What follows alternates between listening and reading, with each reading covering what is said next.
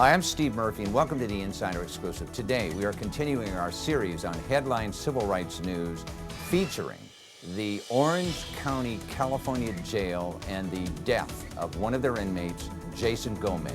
Stay tuned.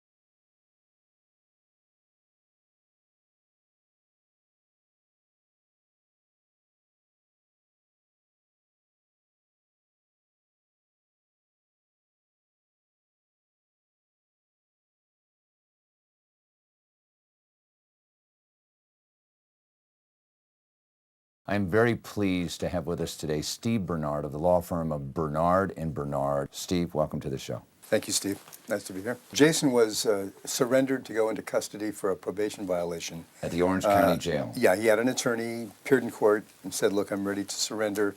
He had failed to go to some of his meetings under a probationary sentence, and so he wanted to get it over with. He appears in court. Judge orders him into custody for, I believe, 60 or 90 days. He goes into custody on March 19th of 2008, and prior to April 1st, 2008, he's dead. Just before he went into jail, knowing that he was going to go into custody, he contacted the ACLU and said, I'm going into jail. I'm in fear of my safety going into Orange County Jail. I've been there before, and I'm afraid that I'm going to die in there.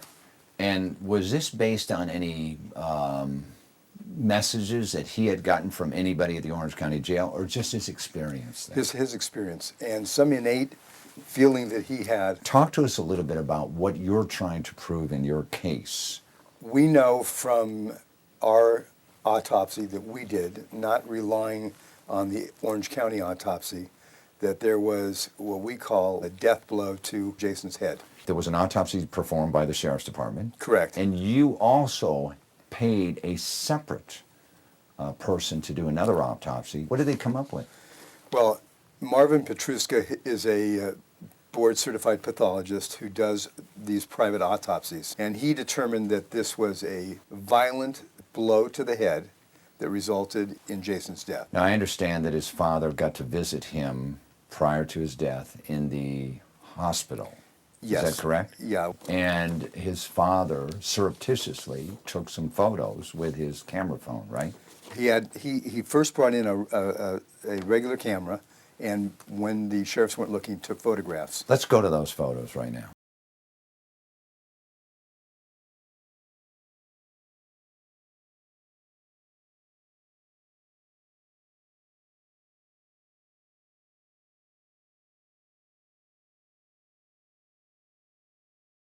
We have a good source information that other jailers were involved in this altercation that resulted in Jason's death.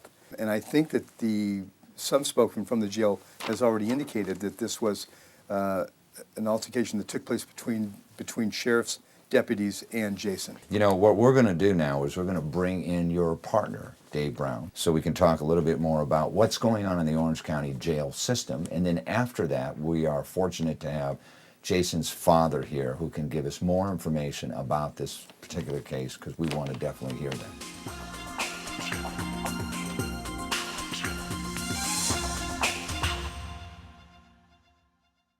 I am very pleased to have with us Dave Brown. Welcome to the show. Thank you, Mr. Murphy. Great to be here. What's happening? Why is everybody getting the crap kicked out of them down in Orange County Jail? Well, Steve, if you recall the last time we were here, we talked about the culture, and when we looked at the Floor A tape, about how you could tell that the officers appeared very comfortable with what they were doing, which said a couple things. One, they do it all the time.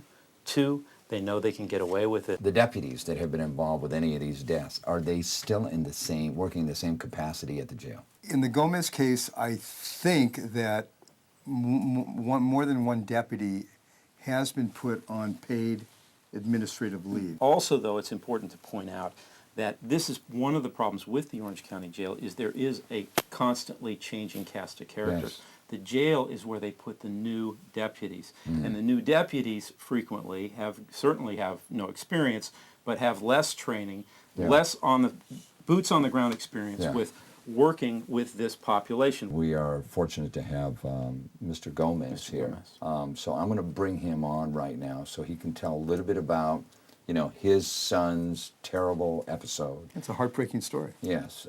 So let's go to that right now.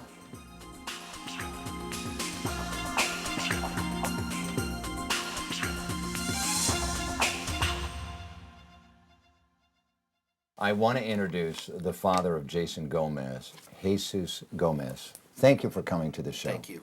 Jason was a 4.0 average in school. He was a, back then called MGM student, which now is called GATE student. He wore no tattoos like people think that my son did. He was a great kid. He had just had a daughter, and he had a domestic problem that caused him to abscond his probation and go back to the courts, and they put him in jail for 2 months. He had been in Orange County Jail once before. Yeah. Had a terrible experience, the same experience we've talked about earlier, Yeah. where hundreds of people have contacted us. Yeah. So he surrendered because he wanted to go into court. He didn't want to be arrested, and he wanted to do his 60 days. Did your son call you from jail while he was in jail from the 19th hour? The 23rd, the 4th comes about, and he calls me, says, Dad, please don't hang up the phone. They're going to kill me. They're going to kill me, Dad. They're going to kill me. I said, who? So I can't tell you that because they'll kill me right now. And I said, son, let me just call somebody. So he hangs up, and I call to the commanding officer, and he doesn't answer. They direct me to the guard on duty, and I tell him what's happening, and he says, well, there is nothing I can do other than to give you my superior's phone numbers. So he gives me a phone number that is an internal phone number. Can't call from the outside. I contact the sheriff's office, letting them know that my son was going to get killed. I contact the Santa Ana police, and I said, my son is going to get killed in jail. She says, well, there is nothing we can do. That's the sheriff's office. I said, there is a lot you can do. Right. Take a report that I call. On the 27th, I don't hear from him, so I decided to call. And everybody gives me the runaround. Finally, a nurse says, Mr. Gomez, I'm sorry, but your son suffered a brain hemorrhage. I said, what? He said, what do you mean? I said, that's what I was trying to prevent. They told me they were going to kill him. He said, well, I don't know, sir. They just brought him here on the 25th. Then I went immediately. I went over there and found my son on a machine, shackled on his feet, When he says on a machine, he was on life support. on life Yeah. support. You never were able to communicate with him again. No, I thought I was communicating with Yeah. him when I told him, son, this is Dad. I'm here with you, son. Everything is going to be okay. If you can hear me, please give me a signal. And his leg twitched. And I thought it was, wow, that Yeah. you can hear me, son. I'm glad I'm here, son. I'm not letting you go. I'm going to stay here.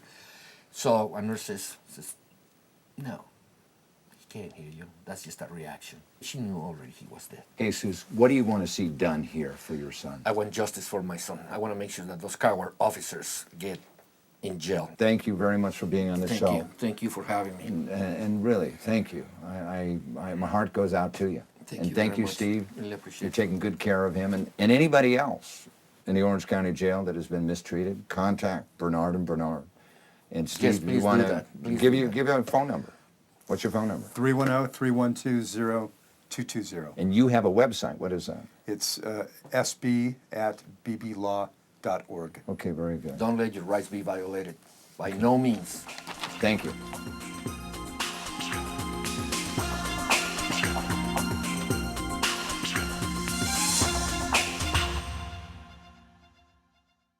Thanks for joining us, and thanks for watching. You can get more information about our guests and the shows at www.insiderexclusive.tv. Thanks again.